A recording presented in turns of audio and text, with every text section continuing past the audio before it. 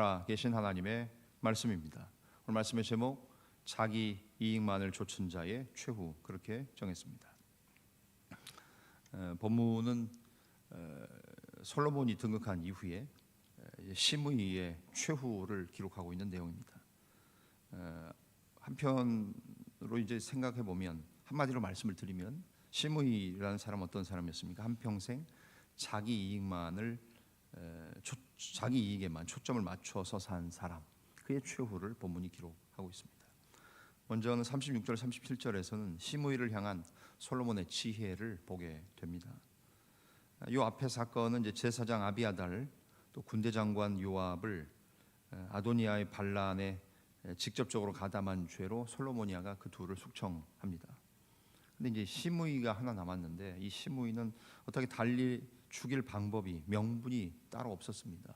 그래서 이제 2차 저차 보던 상황 가운데에 오늘 본문에 솔로몬이 사울 가계의 부흥을 위한 반란의 씨를 사전에 이제 제거한다는 명분으로 베냐민 지파의 유력자였던 시므이의 거취를 우리 일반적으로 요즘에 예전에 우리 한국 정치사에서도 보셨던 것처럼 가택연금처럼 시므이의 거취를 예루살렘 안에 묵습니다. 여기 벗어나면 안 된다. 옛날에 김대중, 노무현 전 대통령들 보시면 가택연금 당하지 않았습니까? 거기 밖에 못 나오는 겁니다. 그것처럼 시므이를 예루살렘에만 머물도록 이야기하죠. 36절 보시면 왕이 사람을 보내어 시므이를 불러서 이르되 뭐라고 말합니까? 너는 예루살렘에서 너를 위하여 집을 짓고 거기서 살고 어디든지 나가지 말라. 37절 너는 분명히 알라. 네가 나가서 기드론 신내를 건너는 날에는 반드시 죽임을 당하리니 내 피가 내 머리로 돌아가리라. 이렇게 제안을 했어요. 그렇다면 38절 시므이가 대답하는 말이 좋습니다. 내가 내 주 왕의 말대로 그렇게 하겠습니다 하고 이에 날이 오래도록 예루살렘에 머물렀다라고 말합니다. 솔로몬은 그런 차원에서 지혜에 있었던 사람입니다. 사유가 돼서 반란을 일으켰던 자들, 제사장 아비아달, 군대장관 요압은 죽였지만 시므이는 딱히 그럴 만한 이유가 없었는데 이렇게 시므이의 거취를 예루살렘 안으로 제안하며 가택연금처럼 아예 도시연금으로 도시에 묶어 둡니다. 근데 이 모든 일의 배후에는 여전히 하나님이 계시지요. 정치와 일반적인 인생사, 우리의 삶에서 하나님이 간섭하지 아니하시는 것 하나도 없지요. 종교개혁의 신학자들이 얘기했던 것처럼 하나님의 통치가 미치지 않는 곳은 단 1cm, 1평방센치도 없다. 모든 곳에 하나님의 통치가 다 임한다는 것이 우리 개혁교회의 신앙의 고백입니다. 하나님의 통치, 하나님의 다스리심은 못 미치시는 곳, 신경 안 쓰시는 곳 없다는 겁니다. 내 사정, 내 생각 하나님이 아실까? 다 아시죠. 택한 백성된 하나님의 택한 자녀된 우리의 상황을 하나님이 모르실 리가 없으시죠.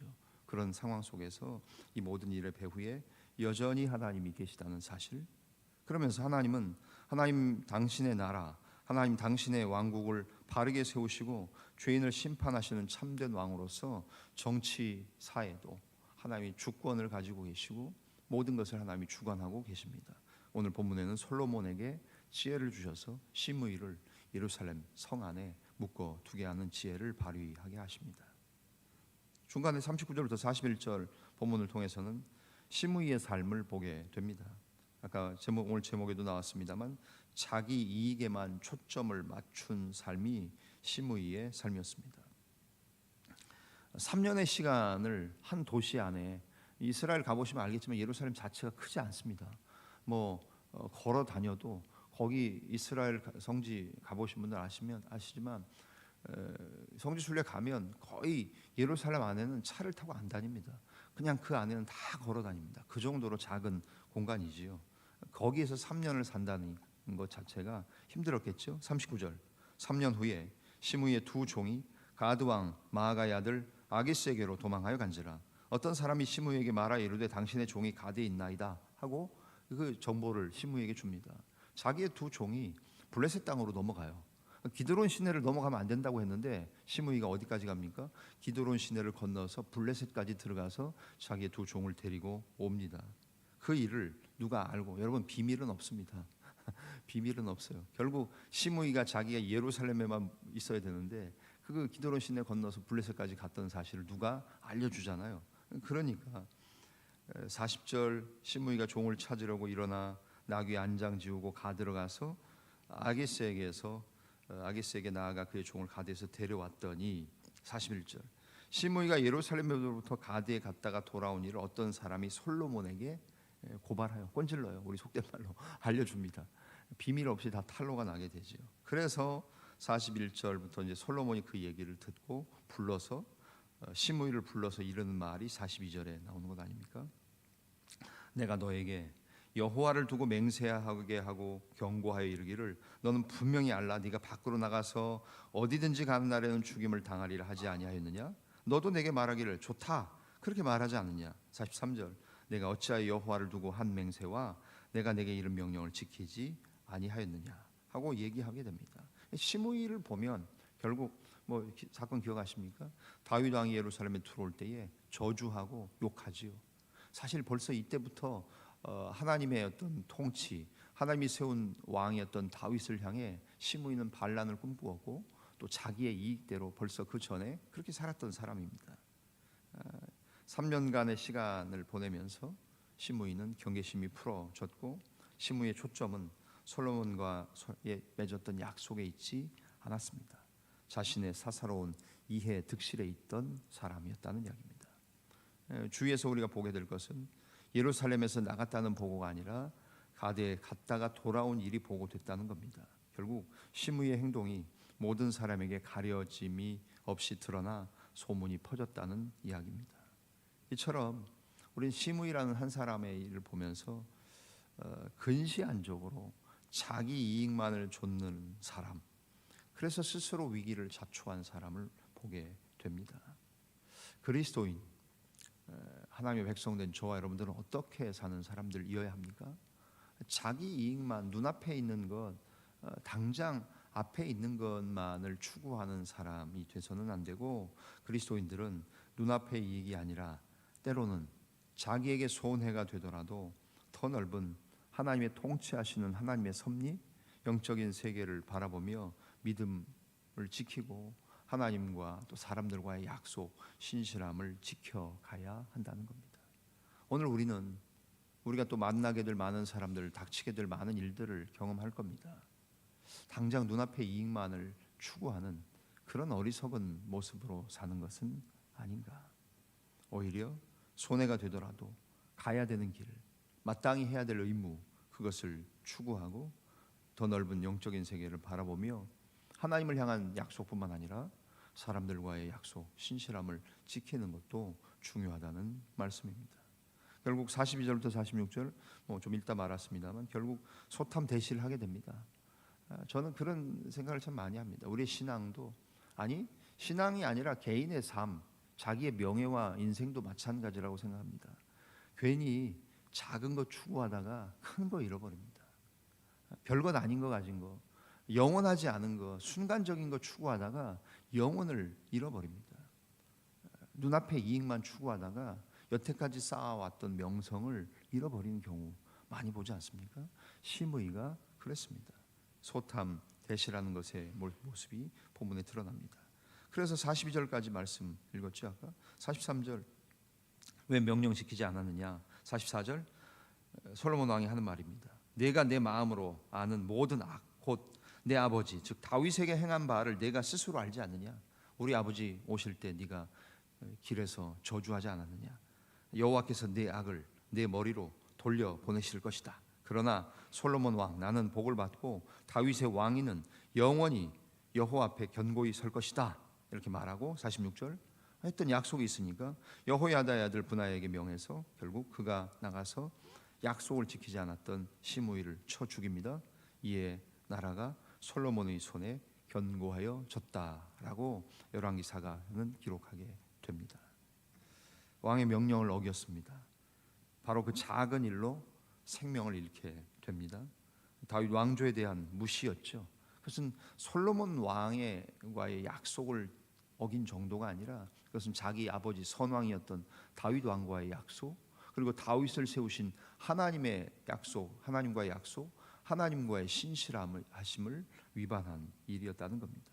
그래서 다윗 왕을 저주했던 시므이니까 솔로몬 왕의 명령 무시하는 것은 일도 아니지요. 결국 심의의 내면에는 하나님의 기름 부으심을 인정하지 않는 불순종이 있다고 보는 겁니다. 성도는, 하나님의 백성인 우리는 작은 이익이 아니라 하나님의 다스리심에 집중하고 순종해야 합니다. 오늘 이 말씀을 통해 우리 오늘 하루 어떻게 살 것인가? 내 이익만을 쫓다가는, 잘못하다간 결국 이런 시므이처럼 비참한 최후를 맞이하게 될 수 있다는 것. 하나님은 우리가 어떻게 살기를 원하십니까? 진실하게, 신실하게, 거룩하게 하소서. 우리 CCM 찬송에도 있는 것처럼 진실하게, 신실하게, 거룩하게 살게 하소서. 하나님을 향해서만 신실하는 것이 아니라 우리 인생의 모든 면에서, 사람들과의 관계에서도 우리 인생의 작은 한 토막만 떼어서 하나님께 충성했음을 보여드릴 수는 없지 않습니까? 한 곳에서만, 잠깐만, 그 부대 근무할 때만, 그곳 교회 섬길 때만 신실한 모습 보이셔서는 안 되지 않겠습니까? 전방에 계실 때도, 후방에 계실 때도, 어디 있든지 간에 우리가 그곳에서도 신실했지만 여기 와서도 신실한 삶을 하나님께 보이고 사람들에게 보여야 하는 것이라는 말씀이지요. 넓은 영적인 세계를 바라보십시오. 사사로운 이익에 집착하지 마십시오.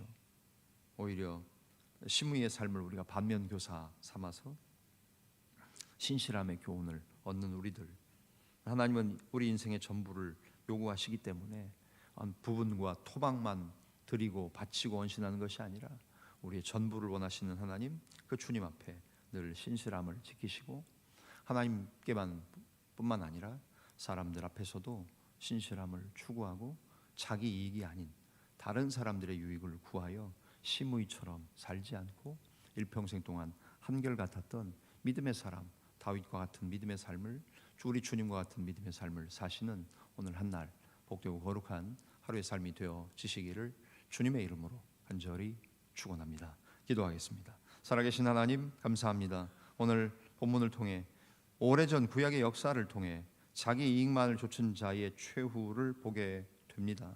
하나님, 모든 인생이 개인주의로, 이기주의로 살 수밖에 없습니다. 특별히 타락하고 범죄한 인생은 우리는 모두가 다 그렇습니다. 그것이 어떻게 보면 자연스러운 일이고 당연한 귀결입니다. 그런데 우리는 세상의 흐름대로, 사람들의 본성대로 사는 것이 아니라 신의 성품에 참여한 자이며 하나님의 말씀, 하나님의 뜻대로 사는 자임을 고백합니다. 하나님, 자기 이익만을 추구하는, 그래서 결국에는 왕의 명령, 솔로몬 왕의 명령을 어겼던, 죽임을 당했던 시므이처럼 소탐 대실하지 않도록 도와주옵소서. 작은 것을 탐해서 결국은 큰 것을 잃어버리는 어리석은 인생 되지 않도록 도와주옵소서.